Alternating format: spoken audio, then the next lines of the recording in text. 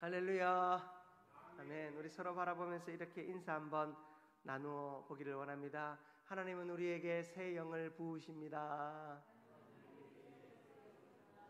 아멘. 하나님께서 오늘 우리 가운데 새 영을 부으시고 그 은혜 속에 또 풍성함을 맛보는 우리 모두가 되기를 주님의 이름으로 축복합니다. 여러분들 잘 아시는 세계적인 테너 루치아노 파바로티는 1994년도에 공연을 하다가 갑자기 노래를 멈춘 적이 있습니다. 뭐 실수라고는 하지 않는 사람으로 유명하지요. 아주 큰 오페라 무대에서 갑자기 노래를 멈추게 되었고, 그는 그 무대를 내려와서 인터뷰에서 이런 이야기를 합니다. 내가 문제였던 것은 내 목소리가 아니라 내 마음이 무너졌기 때문입니다. 그날 나는 진정으로 노래할 수 없었습니다. 완벽한 무대를 소화하다가 음을 놓친 후에 그는 이 무대를 망친 것 같았습니다. 그런데 그 목소리의 상태가 좋지 못해서 이 무대를 망친 것이 아니라 자신의 마음이 무너졌기 때문에 이 무대를 망치게 되었다 하는 인터뷰를 본 적이 있습니다. 우리의 마음도 우리의 모습도 마찬가지가 아닐까 생각해 봅니다. 여러분, 마음이 무너지면 우리는 아무리 능력이 있고 또 자원이 풍성하다 할지라도 아무것도 할 수 없음을 우리는 봅니다.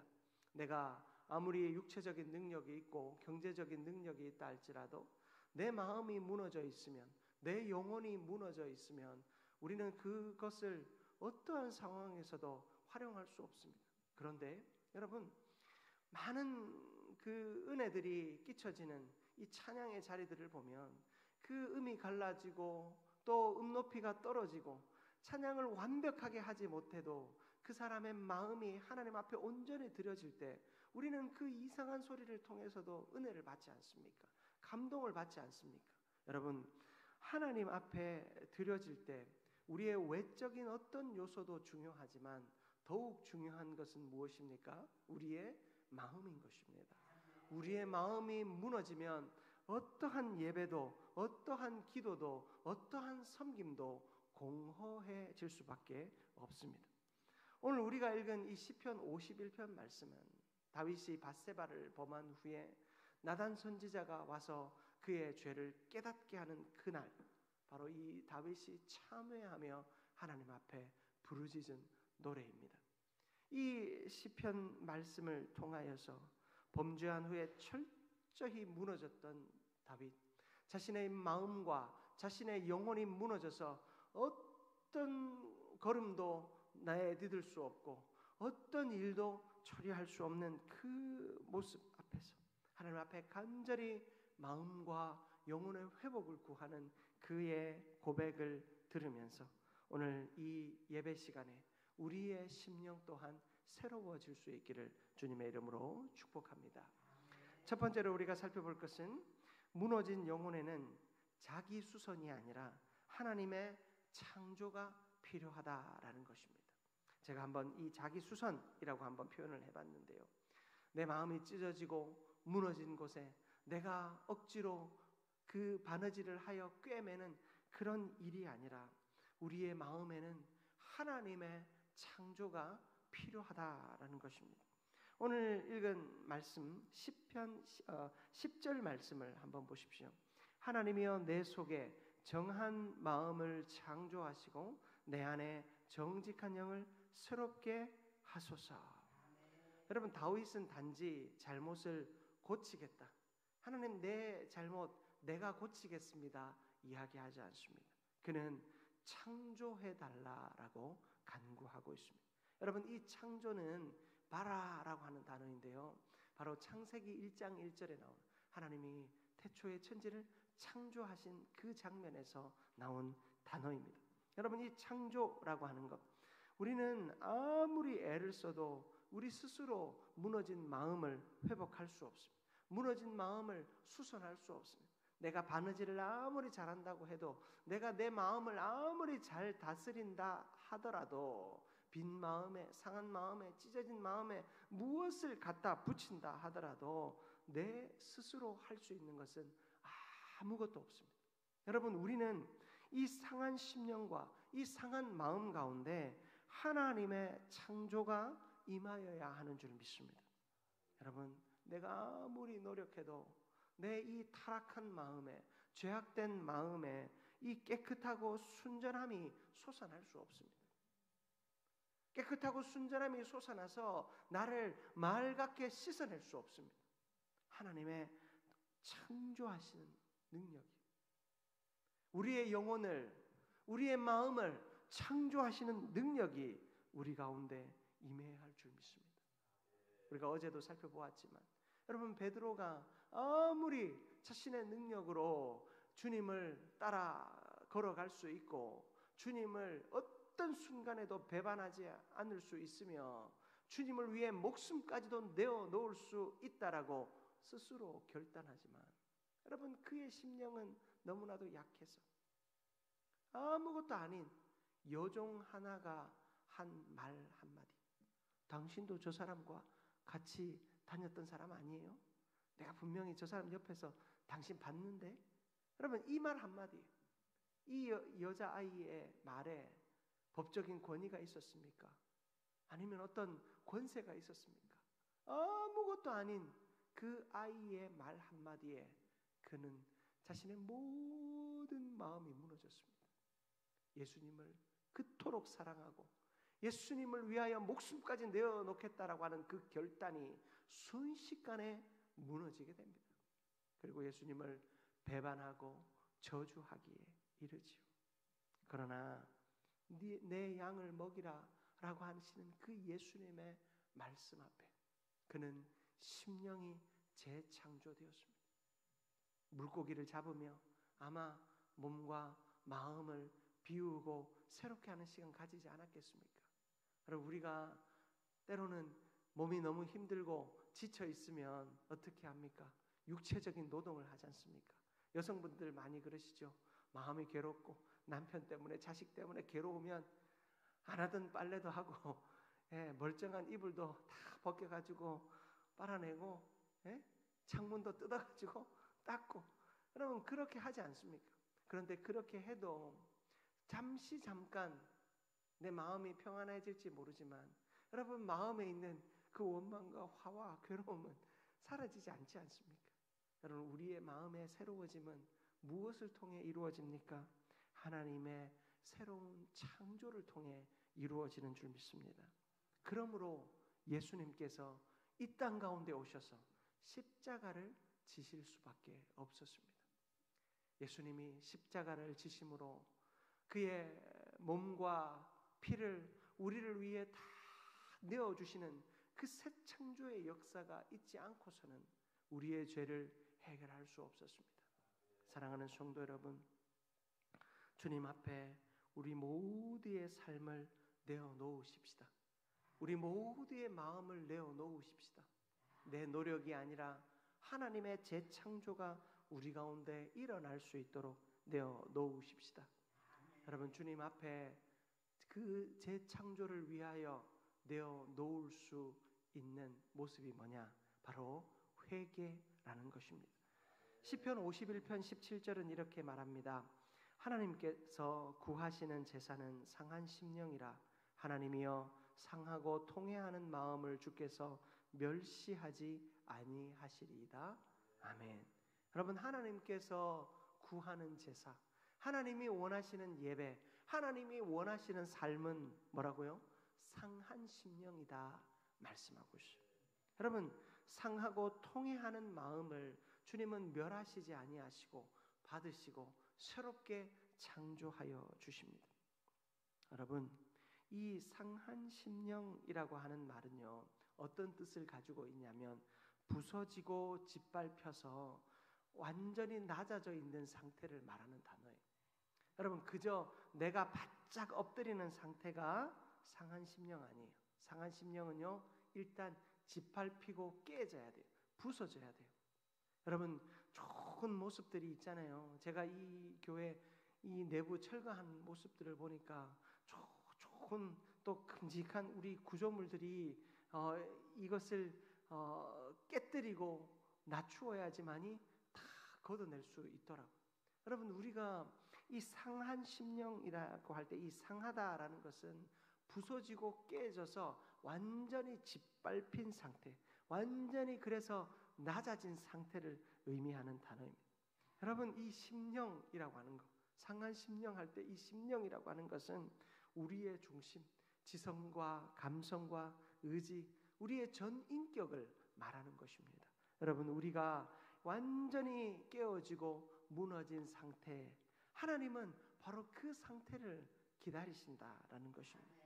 다윗이 단순한 죄책감에 빠진 것이 아니었습니다. 그가 죄를 짓고 나단 선지자가 나와서 그의 죄를 지적할 때 그는 단순한 죄책감에 빠져서 회개한 것이 아니었습니다. 나단 선지자가 그의 죄를 지적할 때 그는 완전히 하나님 앞에서 무너졌습니다. 상하고 통회하는 심령이 된 것입니다. 하나님 앞에 완전히 엎드려진 상태, 자기 의지로 엎드려진 것이 아니라 완전히 깨어지고 부서진 상태로 무너졌습니다. 자기 의지는 무엇이었습니까? 나단 선지자가 한 가난한 여인과 그 여인의 양을 그 부자가 잡아먹었다라는 그 이야기를 들었을 때 다윗은요, 자기 자신을 보지 못했어요. 그래서 어떻게 합니까? 그 부자 누구냐고 데려오라고, 내가 당장 사다를 내겠다고, 죽여버리겠다고, 내가 반드시 벌하겠다고 그렇게 얘기하지 않았습니까? 그런데 나단 선지자가 바로 그 사람이 당신이다라고 이야기했을 때 그는 하나님 앞에서 완전히 무너졌습니다. 여러분, 사람의 마음은 그래요. 제가 여러분을 향해서 메시지를 전할 때 여러분, 저는 어떠한 마음으로 전하냐면 제 자신을 향하여 설교하는 마음으로 전합니다. 제가 설교문을 할 때 제 마음에 꺼리낌이 있으면 여러분에게 전할 수가 없어요. 제가 설교문을 준비하고 설교할 때는 항상 제 자신을 위해서 설교문을 준비합니다. 그러면 여러분은 제 자신을 바라보면서 그래, 이거 오늘도 목사님 말씀하시는구나. 네, 목사님이 저렇게 죄를 지었구나. 그 생각하면 여러분은 신앙생활 잘못하는 거죠. 저는 저를 생각하며 설교를 준비했고 저는 저를 생각하며 말씀을 전하지만 여러분은 여러분을 생각하며 말씀을 듣고 여러분을 생각하며 여러분 자신을 생각하며 이 말씀 앞에 엎드려져야 되는 거예요. 다윗이 나단 선지자의 말을 들으며 아무개라고 하는 사람을 떠올렸을지 몰라요.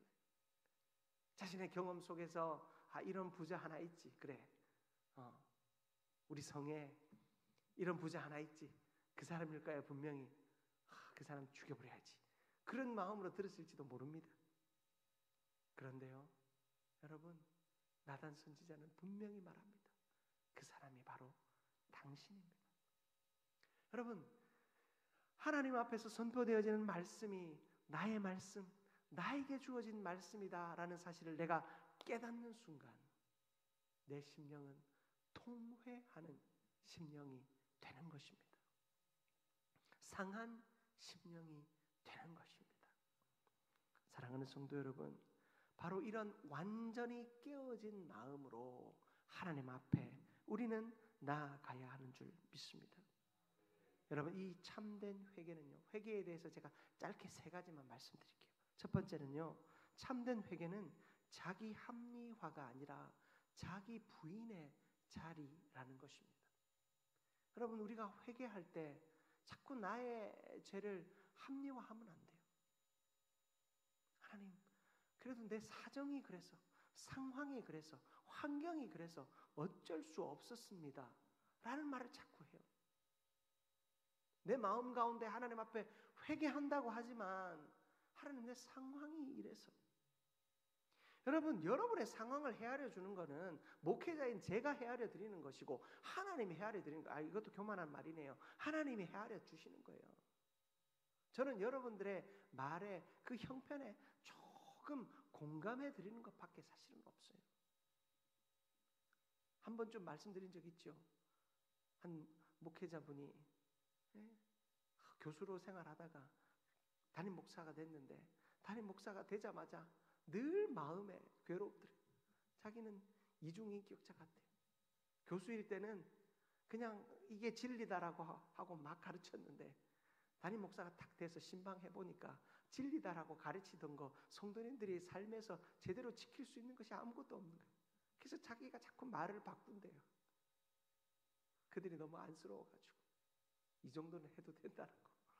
여러분, 하지만 여러분, 강단에서 선포되어지는 말씀에 우리 목사님은 우리의 사정을, 우리의 형편을 모르고 저런 소리 하신다. 목사님은 어디 나가서 돈을 안 벌어봐서 저런 이야기 하신다. 목사님은 어디 사회생활을 안 해보셔서 저런 말씀을 하신다. 우리 마음 가운데 그런 생각이 들면 여러분, 그 생각은 뭐라고요? 자기 합리화라는 거예요. 합리화. 참된 회개는 자기 합리화가 아니라 자기 부인의 자리예요. 자기 부인의 자리. 하나님의 말씀을 들으니 내가 잘못했습니다. 하나님의 말씀을 들으니 내가 진짜 죄인입니다. 여러분, 자기 부인은 아까 그 말씀드린 상한 심령을 통해서 이루어지는 겁니다. 여러분이 스스로를 낮출 수 있는 것이 아니라 바짝 엎드릴 수 있는 것이 아니라 깨지고 부서져야 되는 거예요. 말씀을 들으면서 괴로워야 되는 거예요. 여러분, 말씀 들으면서 너무 그냥 항상 행복하면 너무 감사하겠지만 여러분들의 죄가 지적되어질 때 괴로워하고 아파야 돼요. 아파야 돼요. 내 얘기가 아니라고 절대로 생각하지 마십시오. 누가 떠올려지거든 그 사람 바로 당신입니다. 바로 여러분이에요. 그런 마음이 있을 때 내가 상한 심령 되는 거예요. 내가 깨어진 심령이 되는 거예요. 그렇게 할 때 비로소 내 이 상한 마음이 믿음으로 바뀌어져요. 하나님을 전적으로 의지할 수 있는 거예요. 자기 합리화 속에서는 절대로 하나님을 의지할 수 없습니다. 사랑하는 성도 여러분, 하나님을 온전히 의지할 수 있는 저와 여러분들 되십시다. 그러려면 말씀 앞에서 목사님이 자기 얘기하시지만 아이고 이거 듣고 보니 내 이야기네. 듣고 보니 내 죄를 지적하시는 거네. 여러분, 그렇게 깨달으시길 바랍니다. 우리 목사님은 왜 내 이야기를 하시는지 모르겠어. 누가 내 이야기를 들려주시나? 우리 부인이 목사님한테 자꾸 전화하나? 여러분, 그런 생각 자꾸 하지 마시고 그냥 그저 말씀이 선포되어질 때 그것이 나를 향한 하나님의 음성임을 믿고 깨어지시기 바랍니다. 그렇게 깨어지면 우리의 심령이 전적인 하나님 의존의 자리로 나아가게 될 줄 믿습니다. 두 번째는요, 상한 심령은 하나님의 은혜가 임하는 그릇이다라는 것입니다. 하나님의 은혜는 이 상한 심령이라고 하는 그릇에 임하게 됩니다. 시편 34편 18절 말씀을 보면 여호와는 마음이 상한 자에게 가까이 하시고 중심에 통회하는 자를 구원하시는도다 말씀하고 있습니다. 하나님이 가까이 하는 사람이 누구라고요? 마음이 상한 자. 마음이 상한 자가 누굽니까? 강단에서 선포되지는 말씀을 아무개의 말씀으로 듣는 것이 아니라 나의 말씀을 듣고 나의 말씀으로 듣고 무너지고 깨지는 거예요. 책망하는 하나님의 말씀 듣고 무너지고 깨지는 거예요.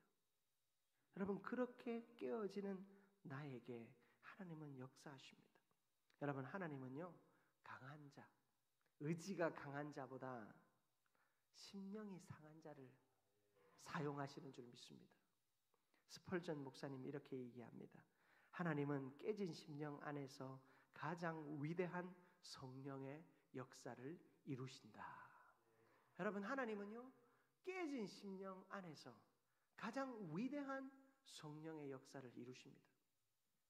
여러분, 한국 교회를 변화시킨 사람들이 누군 줄 아십니까? 저 평양에서 회개하고 하나님 앞에 간절히 엎드린 영혼들을 통해서 한국 교회에 부흥이 일어났습니다. 평양 대부흥 운동의 중심은 바로 회개였습니다. 하나님을 향하여 자신의 죄를 고백하며 그 죄를 고백한다고 예배가 안 될 지경이었어요. 여러분 그 회개, 상한 심령을 통해서 하나님의 부흥의 역사가 일어나는 줄 믿습니다. 여러분의 가정의 부흥을 원하십니까?